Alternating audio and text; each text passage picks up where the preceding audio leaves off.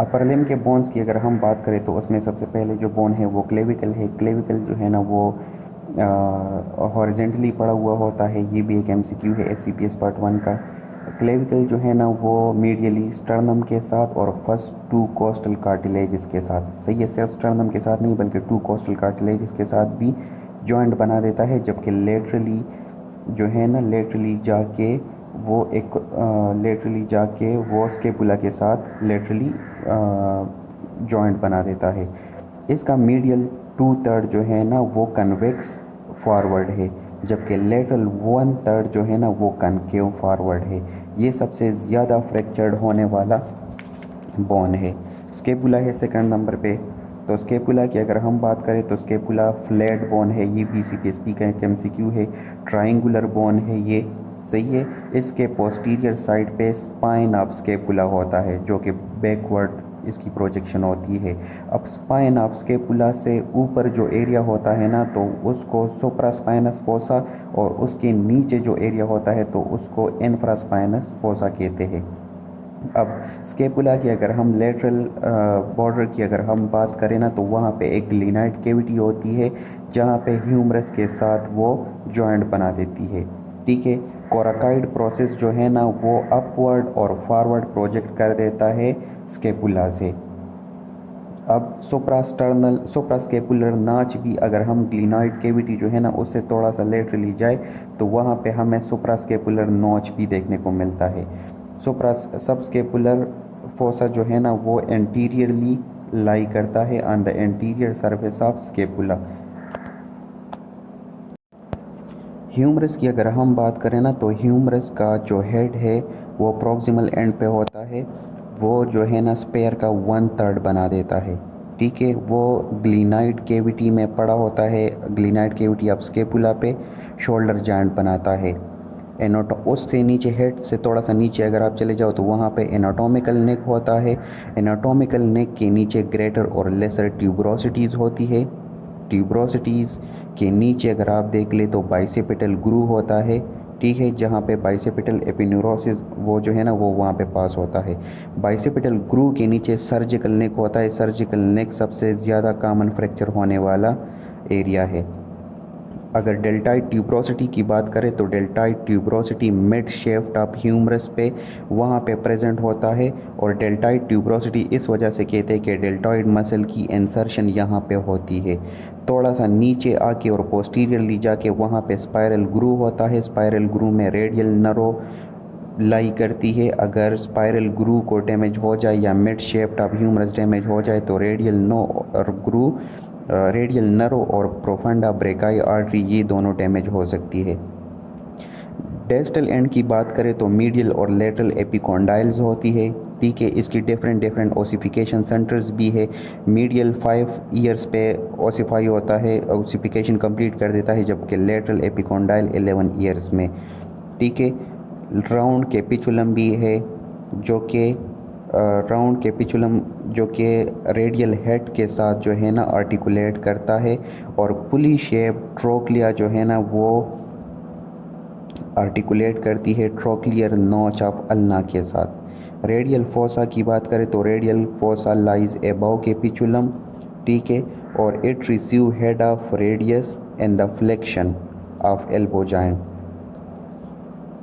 इसके अलावा coronoid fossa भी है जो कि कोरोनाइड प्रोसेस ऑफ अल्ना को फुल फ्लेक्शन में रिसीव करता है। और ओलेक्रेनन फोसा भी है जो कि पोस्टीरियरली लाई करता है और which receive ओलेक्रेनन process. Coronoid fossa के लिए कोरोनाइड प्रोसेस, ओलेक्रेनन फोसा पे ओलेक्रेनन प्रोसेस आके यहाँ पे बाइंड बना देता है जब जॉइंट की फुल एक्सटेंशन होती है। तो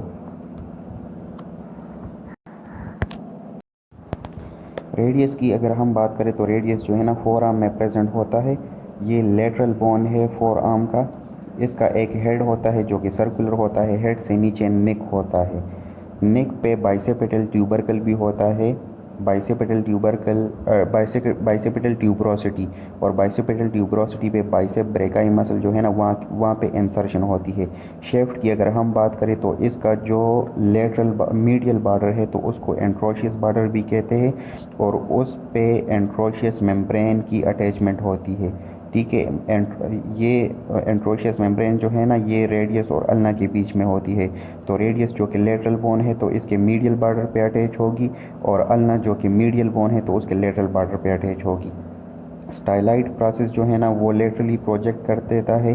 अल्नर नाच भी होता है नीचे जो कि अल्ना के साथ आर्टिकुलेट करता है।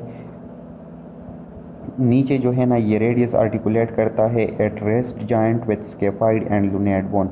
ये भी सीपीएसपी का एमसीक्यू है कि जो रेस्ट जॉइंट है तो वो रेडियस के और स्केफाइड और लूनेट बोन इन दोनों के बीच में बनता है। ठीक है। The inferior surface of the lower end articulate with scaphoid and lunate bone। Posterior surface पे डोर्सल ट्यूबरकल भी होती है। अब अगर हम अल्ना की बात करें तो अल्ना मीडियल बोन है ऑफ द फोर आर्म। इसका एक ओलेक्रेनल प्रोसेस होता है जो कि बिल्कुल टॉप पे होता है। ये लार्ज प्रोसेस है और एल्बो की प्रोमिनेंस बनाता है। ठीक है। उसके नीचे ट्रोक्लियर नाच होता है जो कि एंटीरियर सरफेस ऑफ ओलेक्रेनल प्रोसेस पे होता है। ये आर्टिकुलेट करता है विद ट्रोक्लिया ऑफ ह्यूमरस। उससे नीचे कोरोनाइड प्रोसेस होता है। कोरोनाइड प्रोसेस एक ट्रायंगुलर प्रोसेस होता है और कोरोनाइड प्रोसेस के लेटरल सरफेस पे रेडियल नॉच होता है जो कि रेडियस के साथ यहाँ पे आर्टिकुलेशन होती है एट रेडियल नॉच। ठीक है। रेडियस और अल्ना पे रेडियल नॉच होती है जहाँ पे रेडियस इसके साथ आर्टिकुलेट करती है। लेटरली मैंने ऊपर भी बता दिया कि शेफ जो है ना इसका लेटरल बॉर्डर एंट्रोशियस मेम्ब्रेन को अटैचमेंट देता है। स्मॉल राउंडेड हेड जो है ना lies at the lower end of the ulna the styloid process projects from medial aspect of head. Bone of hands की अगर हम बात करें तो उसमें कार्पल बोन्स आते हैं, मेटाकार्पल्स और पेलेंजीज आती है। तो कार्पल बोन्स 8 इन नंबर होते हैं और 2 रोज़ में अरेंज होते हैं। इसका जो प्रॉक्सिमल रो है तो उसमें स्केपाइड, लूनेट, ट्राइक्विट्रल और पिजीफॉर्म, स्केपाइड, लूनेट, ट्राइक्विट्रल, पिजीफॉर्म ये प्रेजेंट होते हैं। स्केफाइड को नेविकुलर बोन भी कहते हैं। ये स्केफाइड जो है ना ये बोर्ड शेप्ड होता है, ये भी आप याद रखें। और जो टेस्टल रो है ना तो वो लेटरली से अगर मीडियली हम जाए तो उसमें ट्रेपीजियम, ट्रेपेजाइड, कैपिटेट और हेमेट ये प्रेजेंट होते हैं। ये जो टेस्टल रो है ना ये आगे जाके जॉइंट बना देता है विद मेटाकार्पल बोन्स। ठीक है। ये सारे बोन्स जो है ना ये स्ट्रांग लिगामेंट्स के साथ एक दूसरे के साथ अटैच होते हैं।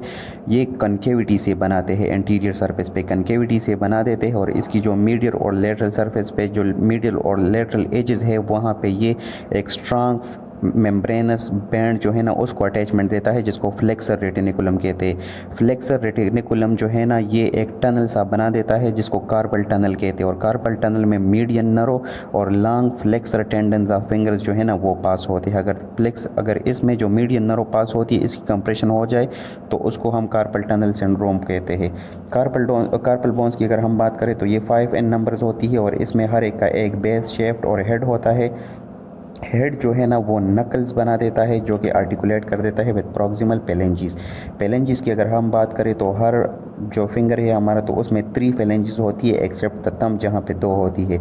और ईच पेलेंग्स जो है ना उसका फर्दर एक बेस, एक शेफ्ट और एक हेड होता है।